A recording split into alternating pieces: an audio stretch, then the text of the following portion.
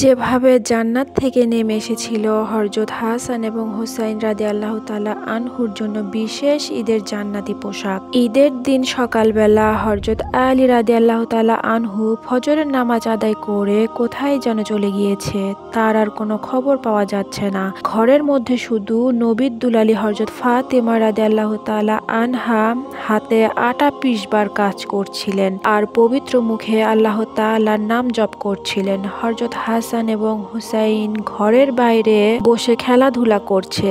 একমাত্র তারা দুই ভাই পুরাতন পোশাক পরে প্রতিদিনের মতো আজও বাড়ির আঙ্গিনায় খেলাধুলা করছে। হঠাৎ করে একটি ছেলে দৌড়ে এসে বলল, এই যে ভাই, তোমাদের কি জামা নেই? আজ যে ঈদের দিন, আনন্দের দিন, আমরা এই মহল্লার সকল ছেলে মেয়েরা নতুন পোশাকে সজ্জিত হয়েছি, আর তোমরা প্রতিদিনের মতো আজও সেই পুরাতন কাপড় পরে খেলাধুলা করছো। ছোট্ট ছেলে হযরত হাসান এবং হুসাইন রাদিয়াল্লাহু তাআলা আনহু এসব কিছু তখন বোঝার মতো বয়স হয়নি, যার কারণে তারা নিজের পিতামাতার অবস্থান সম্পর্কে তেমন কিছু জানতো না। হযরত ফাতেমা রাদিয়াল্লাহু তাআলা আনহা হাতে রুটি বানাচ্ছেন। রাসূল সাল্লাল্লাহু আলাইহি সাল্লামের কলিজার টুকরা হাসান এবং হুসাইন রাদিয়াল্লাহু তাআলা আনহু তাদের মা ফাতেমার কাছে তাদের ঈদের নতুন জামার জন্য কান্নাকাটি করছেন। মা ফাতেমার কাছে গিয়ে তারা আবদার করে বলছেন, আজকে তো ঈদের দিন, আশেপাশে সমবয়সী অনেকে নতুন জামা পরে মজা করছে, কিন্তু আমাদের নতুন জামা নেই কেন?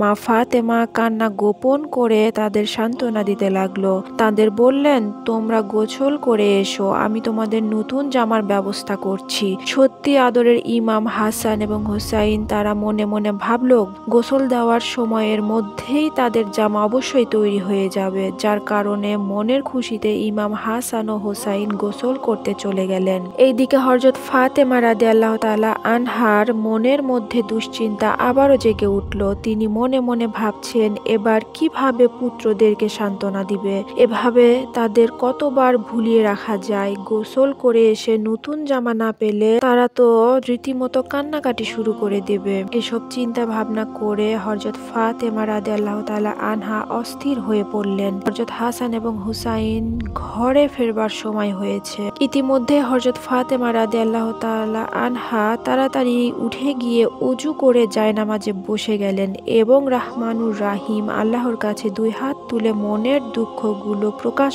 করলেন। হে পরম করুণাময়, তুমি আমার সৃষ্টিকর্তা, তুমি আমার সকল সমস্যার সমাধানকারী, তাই তুমি তোমার এই অধম দাসীর উপায় করে দাও। ইমাম হাসান এবং হুসাইনের মন থেকে নতুন জামার স্মৃতিকে মুছে ফেলে দাও, নতুবা আদরের ছেলেরা গোসল করে যখনই আমার কাছে নতুন জামা চাইবে, তখন আমি কি করে ওদের সান্ত্বনা দেব? হে আমার প্রভু, তুমি আজ তোমার এই দাসীকে বিপদ থেকে মুক্ত করে দাও।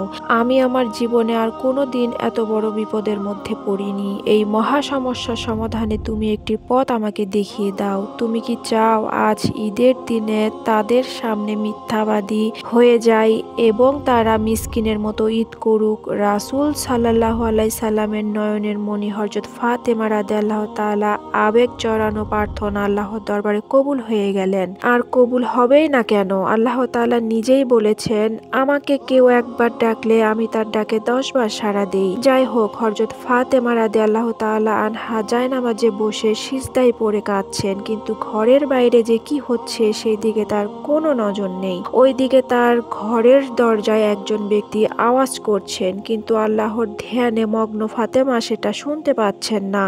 তাৎক্ষণিক আল্লাহ তাআলা জিবরাইল আলাইহিস সালামকে দর্জির বেশে দুটো জামা দিয়ে মা ফাতেমার ঘরে পাঠালেন।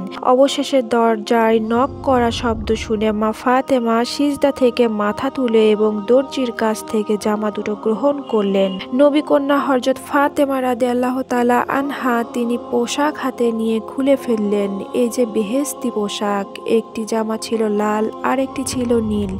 এবার নবী কন্যা হযরত ফাতেমা রাদিয়াল্লাহু তাআলা আনহা বুঝতে পারলেন যে আল্লাহ রাব্বুল আলামিন তার প্রার্থনা কবুল করে ওনার বার্তাবাহককে দিয়ে নতুন জামা পাঠিয়েছেন। তিনি সেই মুহূর্তে সিজদায় পড়ে আল্লাহ তাআলার শুকরিয়া আদায় করলেন। এইদিকে ইমাম হাসান এবং হুসাইন নতুন জামার প্রত্যাশায় গোসল করে এসেছে। এরপর নবী কন্যা হযরত ফাতেমা রাদিয়াল্লাহু তাআলা আনহা নিজের হাতে পুত্র ইমাম হাসান এবং হুসাইনকে বেহেশতি পোশাক পরিয়ে দিলেন। তারা নতুন পোশাক পরিধান পরিধান করে মনের আনন্দে রাসূল সাল্লাল্লাহু আলাইহি সাল্লামের ঘরের দিকে দৌড়াতে লাগলেন। তারা চিৎকার দিয়ে বললেন, নানা, এই দেখো আমাদের নতুন জামা। রাসূল সাল্লাল্লাহু আলাইহি সাল্লাম জামা দুটো দেখেই কেঁদে উঠলেন, যা পরবর্তী সময়ে হযরত হাসান রাদিয়াল্লাহু তাআলা আনহুর বিষপানের নীল মৃত্যু এবং হোসাইন রাদিয়াল্লাহু তাআলা আনহুর কারবালার ময়দানে রক্তাক্তভাবে শাহাদাতের প্রতি ইঙ্গিত দেয়।